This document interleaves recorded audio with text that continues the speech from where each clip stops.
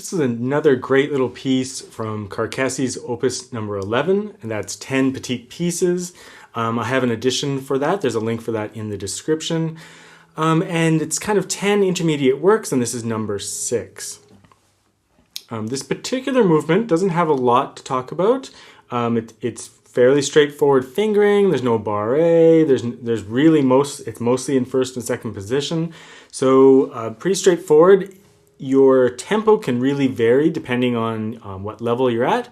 If you're more at the early intermediate level, then you can take a nice slow tempo, and I don't think this piece will give you any trouble at all. If you're at the intermediate level or the late intermediate, then you can really start pushing the tempo and you'll have a little bit of an arpeggio workout. All the left hand fingering is very clearly marked, so just follow that very carefully.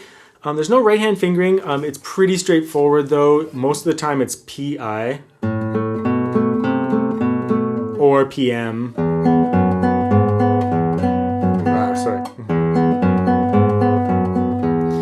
And then for the arpeggios, just if they're adjacent strings, I usually use P-I-M-I.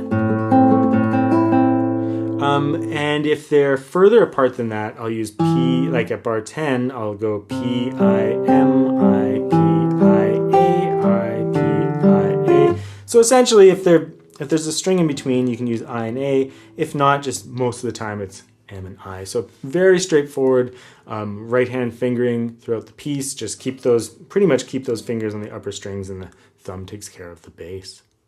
Besides that, quite a few dynamics. I don't always agree with all of Carcassi's dynamics, whether it's his markings or in the original publication they were misplaced or something. Some of them I like, but I think the main thing is like he does mark some sections clearly as forte and piano or pianissimo, and you want to follow that for sure. And then some of the smaller like shaped dynamics, you can use your natural musicality just by playing some of those bass lines on their own, and sometimes the upper line as well.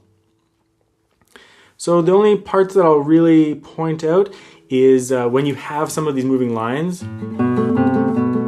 you know, like ease into them and let them expand and contract. Always easing in and leaving it alone there. And then when you have other arpeggio textures where there's a clear top voice, like at bar 10 here,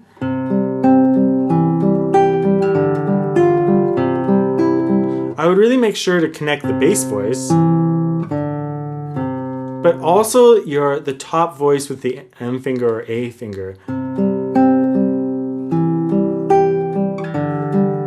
So I would actually leave the top note in the arpeggio down even across into the new harmony.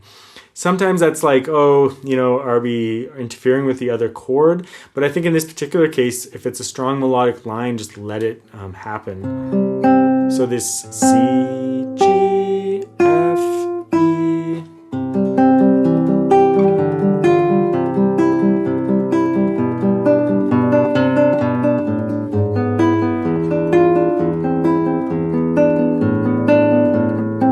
You know, you can have a little bit of a bass line, a little bit of an upper line too. It's not exactly counterpoint like in the Baroque sense or something, but in this classical era, you usually just have one dominant melodic line, but nevertheless, it can be enriched with suggested musical lines like this. So just keep your fingers down more often and listen to where you can connect notes.